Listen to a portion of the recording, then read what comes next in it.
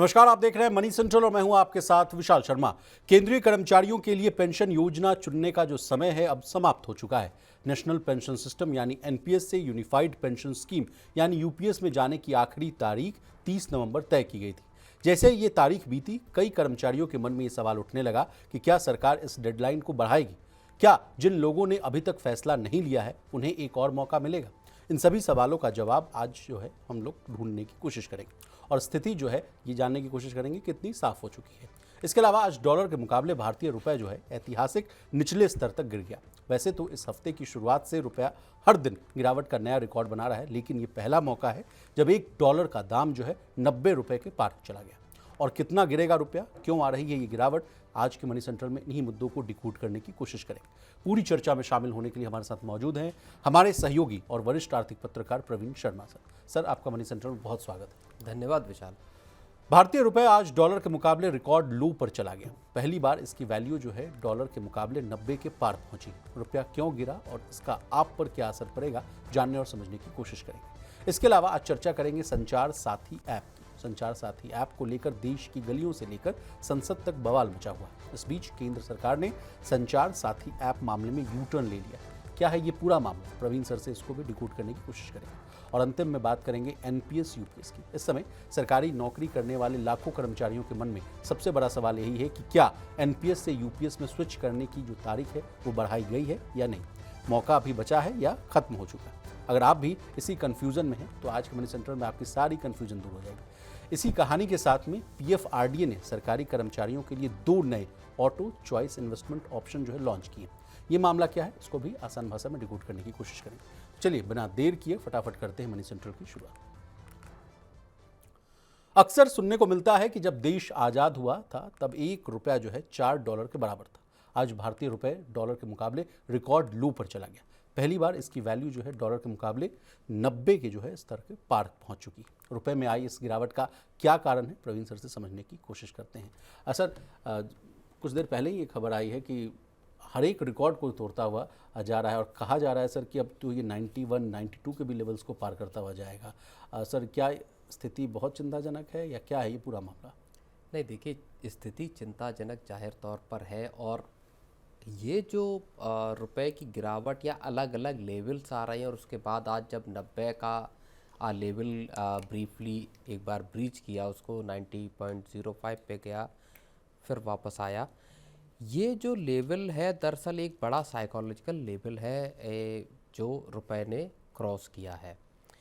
एक शॉक के तौर पे लगातार रुपए के अलग अलग निचले स्तर बन रहे हैं और ब्लूमबर्ग की एक रिपोर्ट में ये कहा गया है कि रुपए जो है वो इस साल एशिया की सबसे खराब परफॉर्म करने वाली करेंसी रहा है। इससे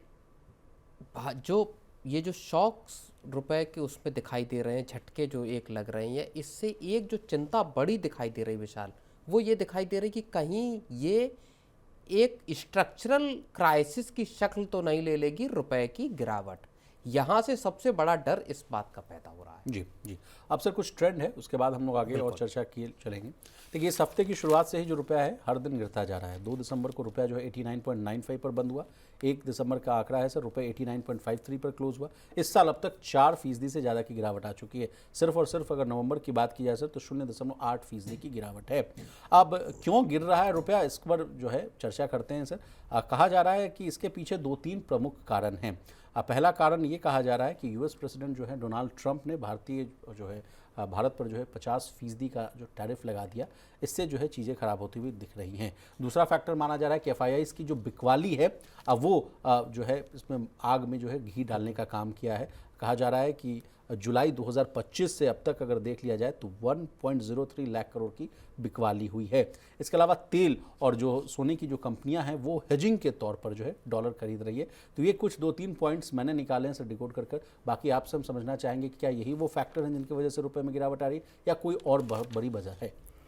नहीं, देखिए, रुपए की गिरावट के मोटे तौर पे यही 2-3 फैक्टर हैं। एक जो आप बता रहे हैं, लगभग इस साल अब तक जो है $17 बिलियन की बिकवाली एफआईआईज़ कर चुके हैं इंडियन इक्विटीज़ की। तो भारत के शेयर बाज़ारों से पैसा जो विदेशी निवेशक हैं वो लगातार निकाल रहे हैं। ये आउटफ्लो रुपए पे भारी पड़ रहा है। दूसरा बड़ा संकट जो पैदा हुआ है वो पैदा हुआ है अमेरिका के साथ किसी ट्रेड डील का न हो पाना। एक जियोपॉलिटिकल अनसर्टेनिटी है, पॉलिसी लेवल की अनसर्टेनिटी है। यहाँ पे सरकार कोशिश कर रही है, अमेरिका के साथ भी लगातार बात चल रही है, लेकिन कोई ट्रेड डील मुमकिन नहीं हो पा रही है। ये एक बहुत बड़ा मैक्रो इकोनॉमी के लिहाज से ये एक बड़ा जोखिम जो है वो है, और इस वजह से रुपए पे प्रेशर बना हुआ है। तीसरा एक बड़ा फैक्टर बना हुआ है इम्पोर्टर्स का जो है खरीदारी के लिए डॉलर का पेमेंट करना। इम्पोर्टर्स को अपने जो भी सामान मंगा रहे हैं उसके लिए उनको डॉलर में पे करना पड़ रहा है। वो जब डॉलर जा रहा है तो आउटफ्लो है डॉलर का, और इस वजह से रुपए पे यहाँ प्रेशर बन रहा है। लेकिन अच्छी बात यह है अभी भी कि आरबीआई के पास अभी भी लगभग 680 बिलियन डॉलर का फॉरेक्स रिजर्व मौजूद है। रिजर्व बैंक दरअसल इंटरवेंशन रुपए में अभी किसी तरह का नहीं कर रहा है। सर, इसी को लेकर एक सवाल उठता है कि पहले हम लोग जब इस खबर को लेते थे, कभी डिकोड करने की कोशिश करते थे, तो पहले खबर आती थी कि आरबीआई इंटरवीन करता था, कहता था कि बहुत गिर रहा है, हम थोड़ा सा जो है अपने फॉरेक्स रिजर्व से डॉलर ले रहे हैं और उसको बेच रहे हैं ताकि वो स्टेबल हो सके। अब क्यों ये फ्री फॉल होने दे रहा है आरबीआई, ये हम समझना चाहते हैं आपसे। इसके पीछे देखिए दो बड़ी वजह समझ में आती हैं जो जानकार मानते हैं। एक तो वजह यह है कि आरबीआई चाहता है कि रुपए को उसकी एक्चुअल वे में सेटल होने दिया जाए, स्टेबलाइज होने दिया जाए। इन्फ्लेशन समेत जो तमाम दूसरे फैक्टर हैं उनके आधार पर रुपए की एक्सचेंज वैल्यू तय हो। इसलिए आरबीआई इस मार्केट में, जो एक्सचेंज मार्केट है, फॉरेक्स मार्केट है, उसमें किसी तरह का दखल नहीं देना चाहता। यानी रुपए अपने किटी से निकाल के मार्केट में डाले और इस तरह से एक आर्टिफिशियली माफ़ कीजिएगा डॉलर बेचे और एक इस तरह से एक आर्टिफिशियली रुपए को बचाने की कोशिश करे। दूसरी बड़ी वजह यह है कि चूंकि अमेरिका के साथ अभी तक कोई ट्रेड डील नहीं हुई है, ऐसे में रिजर्व बैंक ये चाहता है कि जो एक्सपोर्टर्स हैं वो इसका मैक्सिमम फ़ायदा उठा सकें। यानी जो एक्सपोर्टर हैं, जो दुनिया के दूसरे देशों में सामान भेज रहे हैं, वहाँ से उनको जो कमाई होगी वो डॉलर में होगी, और उस डॉलर को जब वो देश में बनाएंगे तो उसके बदले उनको एक ही डॉलर पे ज़्यादा रुपए मिलेंगे। तो इसके जरिए एक स्ट्रेटजिक तौर पे reserve bank long term form में रुपए को उसके रेजिलियंस के हिसाब से छोड़ना चाहता है कि रुपए खुद अपना एक स्पेस या अपनी वैल्यू खुद क्रिएट करे। प्रवीण सर, इसके अलावा ये भी कहा जा रहा है कि भारत जो है बहुत सारा जो सामान है वो विदेशों से मंगाता है। जिस तरह से 85% से अधिक जो है हम लोग तेल का इंपोर्ट करते हैं, क्रूड ऑयल का, उसके अलावा मशीनरी, इलेक्ट्रॉनिक्स, तमाम जो चीज़ें हैं वो हम लोग जो है विदेश से मंगाते हैं। तो कहा जाता है कि इन सब का जो पेमेंट है वो डॉलर में किया जाता है, इसलिए जो है आयातक को जो है बड़ी मात्रा में जो है डॉलर खरीदना पड़ता है। इससे डॉलर की मांग बढ़ती है और फिर हमारा जो रुपया है वो कमज़ोर होता है। और इसके अलावा सर ये भी आता है कि भारत का जो आयात है निर्यात से ज़्यादा है, ये भी एक पॉइंट है, बहुत रोचक पॉइंट है। इससे भी जो है कहा जा रहा है कि रुपए पर दबाव बढ़ता है। इन दोनों पॉइंट्स को मैं आपसे समझना चाहूँगा। नहीं, यहाँ से जो अब आपने बात कही, यहाँ से बात आती कि हमारे घरों पर इसका क्या असर पड़ने वाला है। विशाल, एक आम आदमी के लिए रुपए का डेप्रिसिएट होना किस लिहाज से मायने रखता है, ये सवाल है। हमारी आपकी जेब पे क्या असर पड़ने वाला है। और यहाँ से ये चीज़ समझ में आती है कि जब आप इंपोर्ट के कैटेगरी में जाते हो, जब आप अपने इंपोर्ट्स को देखते हैं, तब समझ में आता है कि दरअसल इम्पैक्ट पड़ने कहाँ वाला है जी। अब जैसे आपने बताया कि क्रूड ऑयल का 90% भारत की जो ज़रूरत है वो इंपोर्ट होती है। फर्टिलाइजर्स, यूरिया हो गया, ये सारा इंपोर्ट होता है। और जो भी इंपोर्ट हो रहा है या जो भी एक्सपोर्ट हो रहा है, दोनों चीज़ों में क्योंकि पूरी की पूरी दुनिया अभी डॉलराइजेशन पे टिकी हुई है, डी डॉलराइजेशन का जो एक सपना है वो अभी शक्ल ले रहा है, अभी उसमें वक्त लगेगा। तो सारा ट्रेड, इंटरनेशनल ट्रेड डॉलर में है। आप जो चीज़ मंगा रहे हैं वो डॉलर में मंगा रहे हैं, आप जो चीज़ भेज रहे हैं उसका पेमेंट भी आपको डॉलर में हो रहा है। तो अब आप क्रूड जब मंगाते हैं 90% अपनी ज़रूरत का, तो आप उसको डॉलर में पेमेंट करते हैं। इसका मतलब ये है कि जब इंडिया का जो इम्पोर्ट बिल है क्रूड ऑयल के लिए वो बढ़ेगा, फर्टिलाइज़र के लिए इम्पोर्ट बिल बढ़ेगा, आपका जो एडिबल ऑयल है, भारत की 60% ज़रूरत जो एडिबल ऑयल की है, खाद्य तेल जो है उसकी ज़रूरत वो 60% वो इंपोर्ट से पूरा करता है। यहाँ भी आप डॉलर पे करेंगे, करते हैं। इलेक्ट्रॉनिक्स हो गया या तमाम दूसरी जो सर मेरे सर्विसेज पास भी हो एक गई। आंकड़ा है, जिस तरह से आपने बहुत अच्छा पॉइंट शेयर दिया कि जिस तरह से दुनिया भर में जो डॉलर का दबदबा है उससे रिलेटेड एक डेटा है। देखिए डॉलर जो कहा जाता है सर सबसे स्थिर करेंसी मानी जा रही है। सेंट्रल बैंकों की जो है 57% से लेकर 60% जो करेंसी रिजर्व है वो डॉलर में है। दूसरी बात ये कही जा रही है कि दुनिया का जो है 39% जो कर्ज है वो डॉलर में है। चौथी पॉइंट ये कहा जा रहा है सर कि दुनिया का करीब 50 से 60% जो है व्यापार ट्रेड कहिए वो डॉलर में होता है। तो जिस तरह से जो दुनिया भर में डॉलर का दबदबा है वो भी देखने को मिल रहा है। और आपसे समझना चाहेंगे डी डॉलराइजेशन वाला भी कॉन्सेप्ट बहुत जोरों शोरों से देखने को मिल रहा था। हाँ, बिल्कुल। तो मैं ये कह रहा हूँ कि यहाँ से अब आपकी जेब पे इसका इम्पैक्ट दिख सकता है। जब एडिबल ऑयल हो सकता है महंगा हो क्योंकि आपको ज़्यादा पैसे चुकाने पड़ेंगे। क्रूड ऑयल अगर महंगा होगा तो सरकार के सामने या ओएमसीज के सामने ये सवाल पैदा होगा कि क्या आप पेट्रोल डीजल या पेट्रोलियम प्रोडक्ट्स के दाम बढ़ाए जाएं। तो इस तरह की चीज़ें महंगी हो सकती हैं, इसका असर पड़ सकता है आपकी जेब पे। दूसरा असर आपकी जेब पे ये पड़ सकता है कि जिनके बच्चे विदेश में पढ़ रहे हैं तो फॉरेन एजुकेशन आपकी महंगी पड़ सकती है। टूरिज्म भी महंगा हो जाएगा सर। टूरिज्म महंगा पड़ जाएगा अगर आप विदेश में घूमने फिरने जाना चाहते हैं। लेकिन जो लोग वहाँ रह रहे हैं सर और काम कर रहे हैं उनकी बल्ले बल्ले हो जाएगी, उनको ज़्यादा है अधिक पैसा मिलेगा। हाँ, अगर आप उस पैसे को इंडिया में एक्सचेंज करते हैं, रेमिटेंस के थ्रू लाते हैं, या मान लीजिए आप भारत आ रहे हैं और आप डॉलर लेकर आए, यहाँ पे आपने उस डॉलर को खर्च किया, तो आप भारत में ज़्यादा चीज़ें खरीद सकते हैं। इसका असर ये होगा जी। लेकिन एक बात और भी है कि जो 1947 से अब तक पूरा का पूरा डॉलर के आधार पे एक्सचेंज रेट को तय करने का पूरा तरीका भी विशाल बदला है। जी सर, मेरे पास एक और रोचक जानकारी है। जिस तरह से कहा जाता है, मैंने अपनी ओपनिंग रिमार्क में भी कहा था कि जब आज़ादी के समय था उस समय 1947 में सर जो रुपए वर्सेस डॉलर का मैं बात बता रहा हूँ, उस समय $4 के आसपास हुआ करता है। 83 में ये बढ़कर 10 हुआ, ₹1 के बराबर। 91 में ये 20 पर आया, 93 में 30, 1998 में ये बढ़कर 40, 2012 में 50, 14 में 60, 2018 में 70, 2022 में 80 और अब की स्थिति ये है कि 90 के पार जाता हुआ दिख रहा है।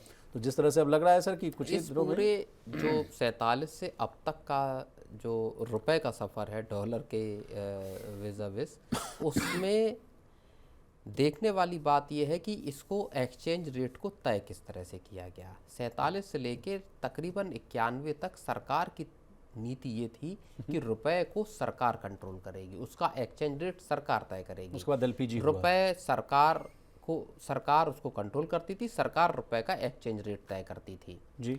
इसके बाद 91 में जब सरकार लिबरलाइजेशन की पॉलिसी लेके आई, उदारीकरण की शुरुआत हुई, वहाँ से सरकार ने मार्केट फोर्सेस के हाथों इसको छोड़ा या थोड़ा सा उदार एक फ्लेक्सिबल अप्रोच अपनाई।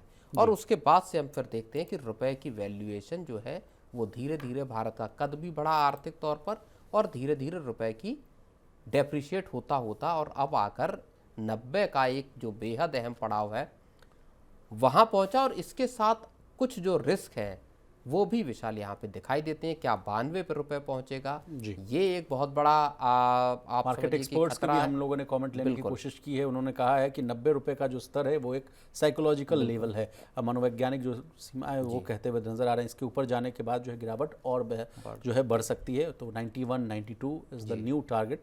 और फिर उसके बाद उन्होंने ये दूसरा पॉइंट भी दिया है सर कि अगर आरबीआई जो है ब्याज दरें कम करता है तो भी रुपया और गिर सकता है। ऐसी बातें भी सामने आ रही हैं। लेकिन इसके अलावा एक पॉजिटिव पॉइंट ये कहा गया है कि अगर भारत अमेरिका के बीच में जो ट्रेड डील हो जाती है तो वहाँ से जो है रिकवरी देखने को मिल सकती है। रुपए में रुपया थोड़ा सा मजबूत होता हुआ दिख सकता है। हाँ, तो बिल्कुल नहीं, लेकिन ये अगर ट्रेड डील होती है जाहिर तौर पे ये एक पॉजिटिव साइड होगी। लेकिन भारत का फिस्कल डेफिसिट, भारत के मैक्रो को लेके भी एक बड़ी सवाल खड़े किए जा रहे हैं कि जो चाहे जीडीपी नंबर हो चाहे इन्फ्लेशन हो, इनको लेके क्या जो मार्केट है या जो ओवरऑल आउटलुक है वो क्या कमज़ोर नज़र आ रहा है भारत के मैक्रो इकोनॉमी के आउटलुक को लेके।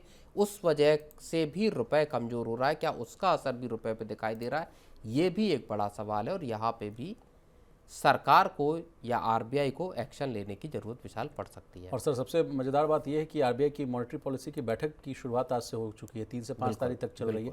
और उस दौरान ऐसी खबरें आना, उसके बाद मुझे ज़रूर लगता है कि उनके जो नोटबुक में उनके एजेंडा में ज़रूर ये बात होगी। बिल्कुल। और वो ये आरबीआई की मॉनेटरी पॉलिसी की बैठक भी शुरू हुई है और संसद का सत्र भी चल रहा है। तो सरकार के लिए भी एक बड़ी आफत है कि कल को विपक्ष मुद्दा उठा दे, संसद में खड़ा होकर कहेगा कि साहब 90 के पार आपने पहुंचा दिया रुपया को। नहीं, इसके अलावा ये भी एक पॉइंट आता है सर कि सरकार की तरफ से कहा जाता है कि देखिए रुपया नहीं गिर रहा है, डॉलर मजबूत हो रहा है, इस लेवल की भी बातें सामने आती है, तो उस पर आप क्या कहना चाहेंगे? नहीं, देखिए, कहा यह जा रहा है कि अगले साल के एंड तक रुपए 92 के लेवल पर भी पहुंच सकता है, लेकिन माना यह भी जा रहा है कि अगले साल 2 से 5% डॉलर भी कमजोर हो सकता है।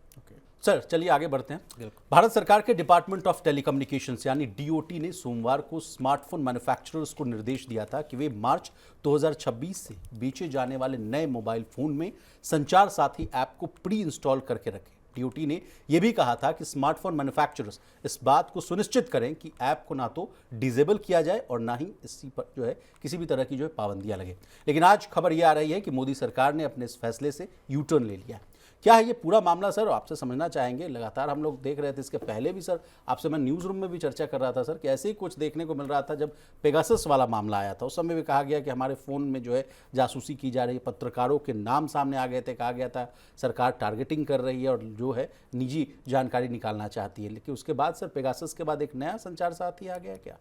नहीं, संचार साथी ऐप जो है वो सरकार के हिसाब से, या जितना हम लोगों ने उस ऐप को देखा, साइट को देखा, आज हम दोनों तो मिलकर देख भी रहे थे सर, साइट को हम लोगों ने बहुत अच्छे तरीके से तो उसमें उसका रियल पर्पस तो आपके खोए हुए फ़ोन को ट्रेस करना, उसका पता लगाना, आपके अगर कोई साइबर फ्रॉड की कंप्लेंट है तो उसको रजिस्टर कराना, पुराना फ़ोन आपका चोरी हुआ फ़ोन तो नहीं है इसका अंदाज़ा लगाना, IMEI नंबर से चीज़ें पता करना। तो इस तरह की चीज़ों को 50,000 फ़ोन रिकवर किए गए, इस तरह की बातें हैं उसके ज़रिए। सरकार ने इस बात को बोला भी, जो ज्योतिरादित्य सिंधिया उन्होंने भी कहा कि हमारा इस ऐप के ज़रिए कोई स्नूपिंग यानी कोई जासूसी करने का इरादा नहीं है, ना ऐसा किया जाएगा। लेकिन बैकलैश इतना तगड़ा था कि आखिर में शाम होते होते सरकार को ये रिलीज जारी करनी पड़ी कि साहब इसको प्री इंस्टॉल्ड करना मैंडेटरी नहीं होगा, कंपनियां इसको प्री इंस्टॉल करके न देने के लिए उनको छूट रहेगी। एप्पल ने पहले ही मना कर दिया था कि साहब हम इसको प्री इंस्टॉल करके नहीं देने वाले। What about Samsung? सैमसंग के बारे में ये आया था कि सैमसंग ने ये कहा था कि हम जो नए डायरेक्टिव्स आए हैं इनका हम पहले स्टडी करेंगे, उसके बाद अपना इरादा तय करेंगे। लेकिन कुल मिला के सरकार जब ये कदम उठाया सरकार ने, तब सरकार को शायद इस बात का अंदाज़ा नहीं था कि इस पर इतना तगड़ा एक बैकलैश आने वाला है, इतना तगड़ा इस पर विरोध होगा संसद से लेके बाकी तमाम जो टेलीकॉम कंपनियां, उन सब की तरफ से विचार। सर एक डेटा है, मैं उसको चाहूँगा कि आपके सामने मैं रखने की कोशिश करता हूँ। डिपार्टमेंट ऑफ टेलीकम्युनिकेशंस का ही ये आंकड़ा है। कहा जा रहा है कि मंगलवार को ऐप को लगभग जो है 6 लाख लोगों ने डाउनलोड किया है, जबकि सामान्य दिनों में ये आंकड़ा जो था मात्र 60,000 के आसपास रहा करता था। यानी एक दिन में जो डाउनलोड्स हैं वो 10 गुना से अधिक जो है बढ़ते हुए नजर आ रहे थे।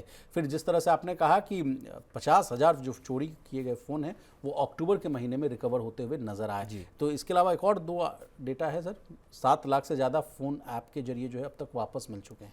संचार साथी की अच्छी बात भी ये भी है। ऐप की मदद से 50,000 जो चोरी हुए जो फ़ोन है वो अक्टूबर में रिलीज़ हो चुके हैं, मैंने आपको बता दिया।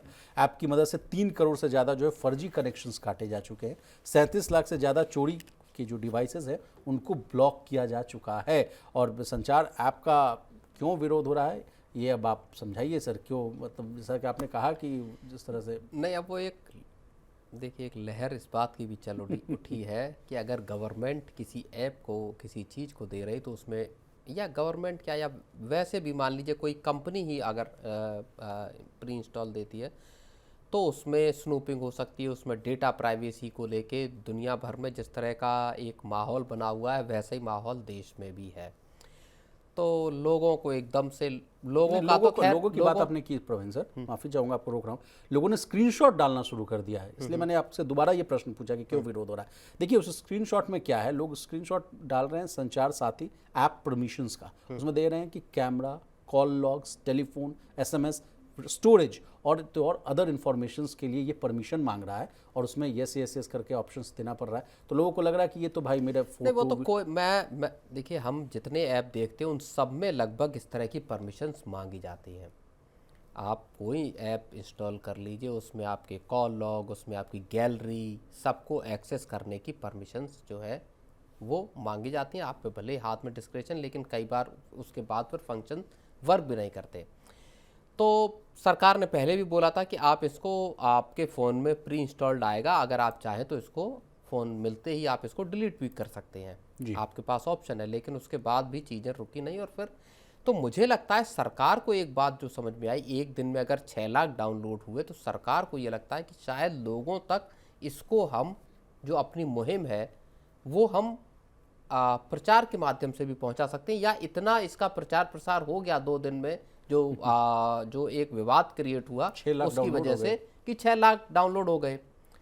तो धीरे धीरे लोग अपने आप डाउनलोड करेंगे। इसको लेके कंपनियों पे प्रेशर बनाना कि साहब आप पहले से इंस्टॉल करके दो, और फिर उसके आधार पे विरोध हो कि सरकार आपकी जासूसी करना चाहती है, उस सब से सरकार का भी पल्ला झड़ जाएगा कि ठीक है भैया, आपकी मर्जी, आप इसको डाउनलोड करना चाहें करें, न करना चाहें न करें। किसी का अगर फ़ोन खोता है तो ये तो उसकी जिम्मेदारी, उसमें सरकार का स्टेक कुछ है नहीं। अगर आपका फ़ोन खोता है, आप उसको ट्रेस करना चाहते हैं, आप चाहते हैं कि वो रिकवर हो या ब्लॉक हो जाए, तो वो तो आपकी जिम्मेदारी है। तो जितने भी लोग ये चाहते हैं कि साहब मेरा फ़ोन अगर कल को खोता है तो उसका वापस हो जाए। प्राइवेसी का मुद्दा जनता अगर उठाती है तो उसके साथ एक और अच्छा मुद्दा जिसको भी केटर करता हुआ दिख रहा था, वो है कि साइबर फ्रॉड्स को रोकने में बहुत ही काम का था। बिल्कुल। चक्षु जो ऐप था, जो और हमने और आपने दोनों लोगों ने मिलकर सर इसी प्लेटफॉर्म पर हम लोगों ने जो है साइबर सिक्योरिटी को लेकर बहुत अच्छा वेबिनार किया था पीटीएम के साथ मिलकर, और साइबर सिक्योरिटी एक्सपर्ट भी थे हमारे साथ अठंडन साहब। उन्होंने भी बताया था कि जिस तरह से जो डिजिटल अरेस्ट हो, पैसे निकल जाना हो, तमाम रिटायर्ड लोगों का 3-3 करोड़ 10-10 करोड़ रुपए निकल जाना, तो उसमें तो रोकथाम करता ना। उसमें मैंने आज जो साइट को देखा सर, उसमें कहा जा रहा है कि अगर आपको विदेशों से फ़ोन आ रहा है उसको आप रिपोर्ट कर सकते हैं। आपके नंबर पर कितने सिम्स अलॉट हुए हैं उनकी आप जानकारी निकाल सकते हैं। आपका अगर फ़ोन चोरी हो गया, IMEI नंबर डालिए, FIR की कॉपी का डिटेल्स डालिए, हम आपको ट्रैक करने में मदद करेंगे। तो ये तो आपके बेहतरी के लिए था, आपकी मदद के लिए था। लेकिन जिस तरह से इसका विरोध किया गया कि जासूसी किया जा रहा है, तो ये समझना होगा कि भाई क्या ही इसमें कहा जाए सर। आप कुछ और ऐड करना चाहेंगे? वो वाला हिसाब किताब भी है आजकल जो देश में, कि हर चीज़ अगर सरकार आपसे किसी परमिशन को मांग रही है, मतलब ऐप की बात नहीं कर रहा हूँ, किसी भी जानकारी को मांग रही है, तो एक दिमाग में खटका जो कई स्टोरी तो आपने ही मुझे दी सर करने के लिए, से जो इनकम बताने की बात को लेकर आप कह रहे थे, जो सरकार एक बड़ा सर्वे कराना चाहती है जिसमें आपकी इनकम जानना चाहती है, उसको लेके माना ये जा रहा है कि लोग जानकारी अपनी इनकम की नहीं देना चाहते। तो वास्तव स्थिति कैसे पता चलेगी भाई? एक्जैक्टली। चलिए सर आगे बढ़ते हैं। सरकारी नौकरी करने वाले लाखों कर्मचारियों के लिए जरूरी खबर है। इस समय सबसे बड़ा सवाल यही है कि क्या एनपीएस से यूपीएस में बदलने की जो तारीख है बढ़ाई गई है, या मौका पूरी तरह खत्म हो चुका है। कई लोग जो है नवंबर के आखिरी दिनों में ये सोच रहे थे कि शायद जो है तारीख बढ़ जाए, लेकिन 30 नवंबर 2025 की डेडलाइन निकलने के बाद सरकार की तरफ से कोई नई घोषणा नहीं है। इसी वजह से प्रवीण सर, कई कर्मचारी अब ये जानना चाहते हैं कि क्या वे अभी भी यूपीएस चुन सकते हैं, या रास्ता जो है वो पूरी तरह से बंद हो गया है। Over to you. फिलहाल तो सरकार की तरफ से कोई इसको लेके अपडेट नहीं आया है कि क्या वो यूपीएस में एनरोल करने की या एनपीएस से यूपीएस में दाखिल होने की किसी तरह से डेडलाइन को बढ़ाना चाहते हैं। 2 दिन 3 दिन बीत गए हैं 30 नवंबर के बाद से, अभी तक सरकार की तरफ से कोई नोटिफिकेशन नहीं आया। और इसका मतलब ये है कि आसार अब इस बात के कम ही है कि सरकार इसको बढ़ाएगी। हालांकि अभी तक वो नंबर भी नहीं आया है विशाल जिससे ये पता चले कि कितने लोगों ने एनपीएस से यूपीएस लास्ट नंबर तो वही है ना बॉस, कि 30 लाख में से out of 30 lakh 1 lakh people has opted for the UPS. बिल्कुल, अभी तक जो हमारी जानकारी में नंबर है, और ये शायद 15 अक्टूबर के आसपास का नंबर है, वो ये था कि 1 लाख से थोड़ा सा अधिक लोगों ने इसमें खुद को एनरोल किया है जी। तो अब जो लोग छूट गए, रेल उनकी छूट गई जी। अब सर इसी के अलावा संसद का सत्र भी चल रहा है, जैसा कि आपने अपने बताया भी संबोधन में। इस संसद के सत्र में काफ़ी सांसद भी सर और कई लोग जो हैं बड़े एक्टिव नज़र आ रहे हैं। पहले एक्टिव हुआ करते थे तमाम दूसरे मुद्दों के लिए, अब एक्टिव नज़र आ रहे हैं 8वें वेतन आयोग को लेकर, पेंशनर्स को लेकर, ईपीएस को लेकर, ईपीएफ 95 को लेकर और तमाम ऐसे मुद्दों को लेकर। ऐसी में 2-3 सवाल हैं सर, मैं आपसे पूछना चाहूँगा। ईपीएफ में शामिल होने वाली की सैलरी सीमा बढ़ाने पर उन्होंने सवाल पूछा। कहा सवाल था सर कि ईपीएफ में शामिल होने की जो न्यूनतम सैलरी को क्या सरकार जो है 15,000 से बढ़ाकर 30,000 करेगी या नहीं। और क्या गिग वर्कर्स जैसे कि जो डिलीवरी करने वाले हैं, कैब ड्राइवर्स हैं, उनको भी ईपीएफ में शामिल किया जाएगा नहीं? तो इस पर सरकार ने जवाब दिया कि ईपीएफ में वे कर्मचारी आते हैं जिनकी सैलरी 15,000 तक की होती है। इस सीमा को बढ़ाना जो है बड़े स्तर पर जो है स्टेक होल्डर्स की चर्चा के साथ ही या उनके बाद जो है मतलब डिस्कस, डिबेट एंड डिसाइड वाला मॉडल इन्होंने फिक्स किया है। कैसे देख रहे हैं सर इस खबर को? नहीं, बिल्कुल सरकार इस बारे में कह चुकी है कि, और इसको भी का भी जिक्र किया जा चुका है कि इसको बढ़ाया जाना चाहिए, जो 15,000 रुपये की कैपिंग है बेसिक सैलरी की।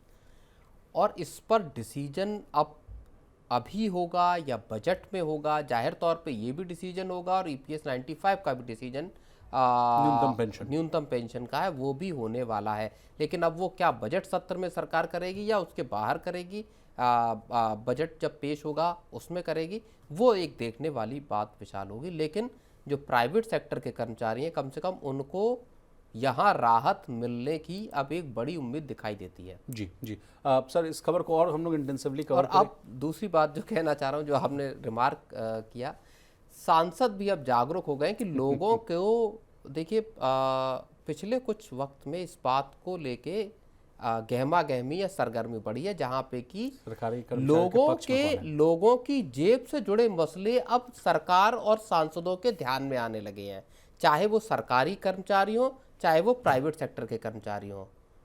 अब तक किसान या मजदूर या इस तरह के तमाम जो तबके थे, उनके जिक्र संसद के पटल पे पहुंचते थे। अब जो एक सैलरीड या जो एस्पिरेशनल तबका है विशाल, उसका हित, उसकी समस्याएं, उसके ग्रीवेंसेस, ये भी अब संसद के पटल पे पहुंचने लगे, और ये एक अच्छी बात है सर, क्योंकि इनका जो रिलेशन है वो वोट बैंक से भी जुड़ा हुआ है ना। तमाम जो है लोकसभा के इलेक्शंस में मैंने देखा, मैंने खुद वो स्टोरी की है, कहा गया था कि बीजेपी को अगर 400 के पार की सीट्स ना आना और 240 सीट आना, उसके पीछे एक बहुत बड़ा फैक्टर ये था कि कर्मचारी वर्ग जो है, सरकारी कर्मचारी वर्ग जो है, उनसे नाराज़ थे। तमाम स्टेट्स में ऐसी बातें आ रही थी, तो ये भी एक बड़ा फैक्टर, इसलिए लोग, सांसद महोदय सबको लग रहा है कि भाई इनकी बातों को भी उठाना चाहिए। और जिस तरह से लाल किला में प्रदर्शन हो रहा है, जरूरी भी है, जहाँ पे सरकार से सवाल इन तमाम मसलों के जो सार्वजनिक, चाहे लेबर कोड हो, लेबर कोड में तमाम पहलू अच्छे हैं, लेकिन उसकी भी आलोचना है कि वहाँ पे आप कॉरपोरेट्स को बड़ा फ़ायदा दे रहे हैं।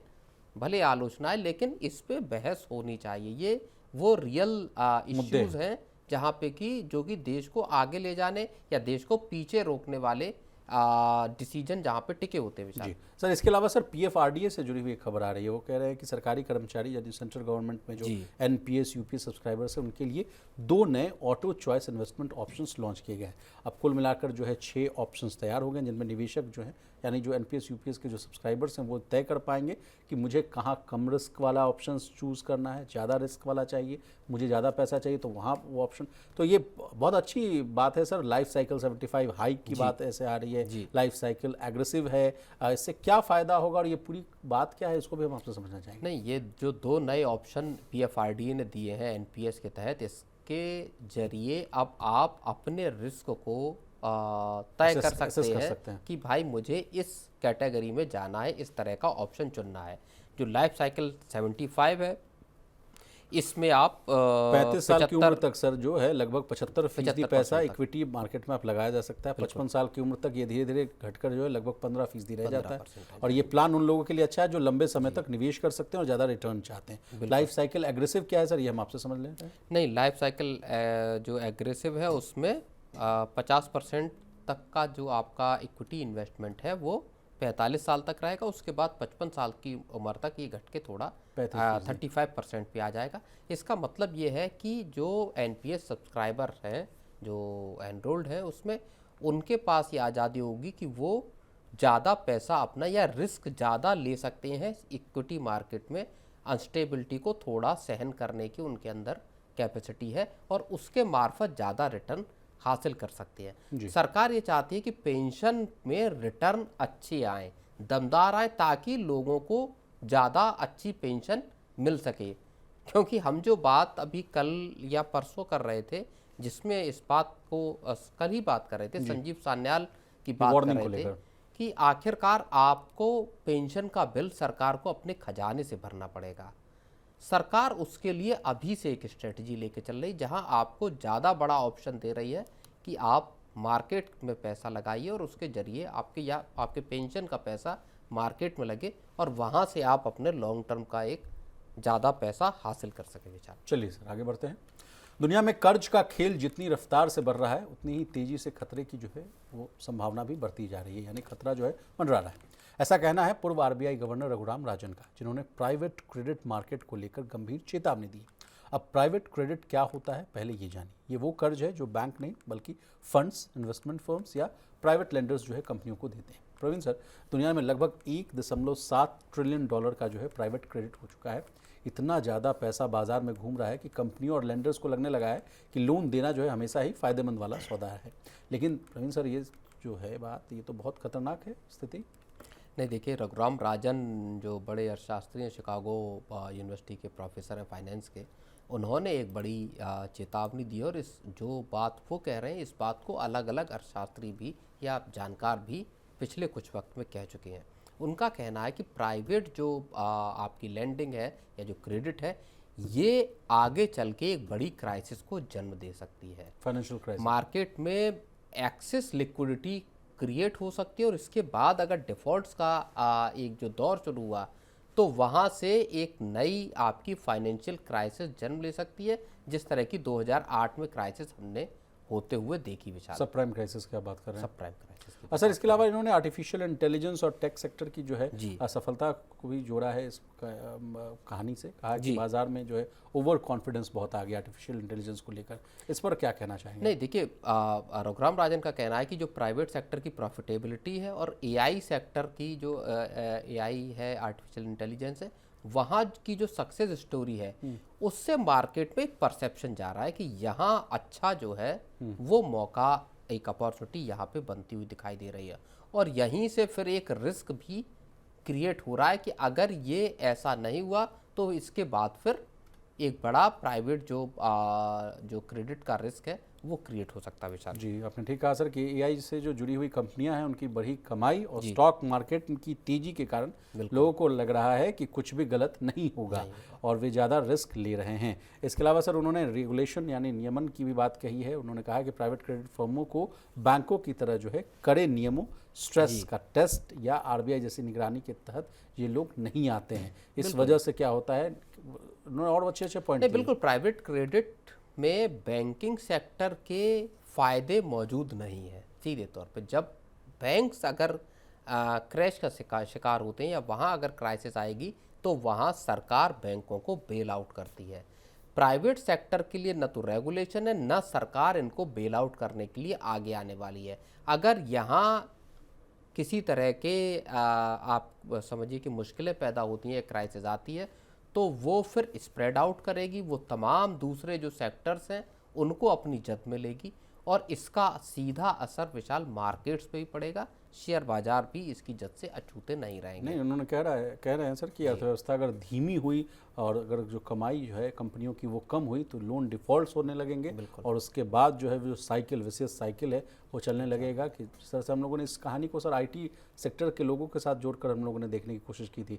आर्टिफिशियल इंटेलिजेंस की वजह से कहा गया कि लाखों आईटी में काम करने वाले लोगों की नौकरियां जा सकती है, उनकी कमाई ज़्यादा होती है, उनके ऊपर लोन ज़्यादा होता है। तो अगर उनकी कमाई जाएगी, वो डिफ़ॉल्ट करेंगे तो बैंक्स डूबेंगे और तमाम जिस तरह से इकोनॉमी में स्लो डाउन देखने को मिल सकता है। तो उसी की तरफ जो है इशारा करते हुए दिख रहे हैं। एक लास्ट कमेंट आपसे लेना चाहेंगे सर रघुराम राजन पर। इन्होंने मिडिल क्लास को लेकर भी बहुत बड़ी चेतावनी दी थी, उस बात को भी प्लीज़ दोहरा दीजिए। वो कह रहे थे कि तमाम लोग जो हैं लोन तो ले लेते हैं लेकिन रिपे नहीं कर पा रहे हैं। नहीं बिल्कुल न, देखिए जो मिडिल क्लास की क्राइसिस है उसका जिक्र न केवल रघुराम राजन कर रहे हैं बल्कि सौरभ मुखर्जी जैसे या दूसरे जो जानकार हैं वो भी इस बात का जिक्र कर रहे हैं कि मिडिल क्लास इस वक्त एक बड़े ईएमआई ट्रैप या क्रेडिट ट्रैप या कर्ज के जाल में फंसता हुआ दिखाई दे रहा है। पूरी दुनिया अनसर्टेनिटी के दौर से गुजर रही है, जॉब्स का भरोसा है नहीं। पूरे दुनिया की बात कर रहा हूँ, भारत भी उसमें शामिल है। लोग क्या कर रहे हैं, लोग ओवर लिवरेज्ड हैं। अगर आप मेट्रोस की बात करेंगे तो चाहे कार लोन हो, चाहे आप क्रेडिट के, इनफैक्ट अगर फेस्टिव सीजन के अगर आप नंबर्स को देख लीजिए, चाहे क्रेडिट कार्ड से स्पेंडिंग को देख लीजिए, वो नंबर्स एकदम से आपके बहुत बड़ी उनमें ग्रोथ दिखाई देती है। फिर आपके हाउसिंग लोन हो गए, पर्सनल लोन हो गए, गोल्ड लोन हो गए, तो लोग धीरे धीरे क्रेडिट पे शिफ्ट होते हुए दिखाई दे रहे हैं अपने एस्पिरेशंस को पूरा करने के लिए। नौकरियां सुरक्षित है नहीं, चाहे एआई को आप देख लीजिए या बाकी जो दूसरे रीशफल चल रहे हैं उसकी वजह से देख लीजिए। अगर और इस तरह के बहुत सारे उदाहरण आपको सोशल मीडिया पे भी दिख जाएंगे जहां लोग अपनी ईएमआई चुकाने में असमर्थ हैं या ईएमआई चुकाने के लिए उनको दिन रात मेहनत करनी पड़ सर रही एक रील बहुत वायरल हो रहा था, आईटी में काम करने वाले व्यक्ति है। हैं। बिल्कुल उन्होंने कहा कि देखिए मैं बहुत महंगे फ्लैट्स ले लिए, जी लोन पर ले लिए, अब नौकरी चली गई है, तब मुझे जो है दूसरे काम करने पड़ रहे हैं। बिल्कुल ओला बिल्कुल। किसी ने एक वीडियो डाला था कि अपनी सोसाइटी के स्विमिंग पूल के बाहर खड़े हुए हैं, बोल रहे हैं कि यहाँ स्विमिंग पूल है लेकिन कोई आने वाला नहीं है यहाँ पे, एग्जैक्टली, क्योंकि सब बिजी है अपने पैसे कमाने में, किसी के पास वक्त नहीं है। तो जो क्वालिटी ऑफ लाइफ है, आप जॉब कर रहे हैं, आप पैसा कमा रहे हैं, लेकिन आपका वो पूरा पैसा सारा आपकी पूरी जो मेहनत है वो दरअसल उस कर्ज को चुकाने में आपकी खर्च हो रही है। ये एक पूरे के पूरे मिडिल क्लास की एक सबसे बड़ी क्राइसिस इस वक्त दिखाई देती है। चलिए प्रवीण सर, आपका बहुत शुक्रिया, आपने कीमती समय निकाला, तमाम विषय को बहुत ही आसान भाषा में विस्तार से समझाने की कोशिश की। तो आज के मनी सेंट्रल में बस इतना ही। इसी तरह देश, दुनिया और बिजनेस जगत से जुड़ी तमाम ताज़ा तरीन खबरों के लिए बने रहिए हमारे साथ और देखते रहिए मनी 9।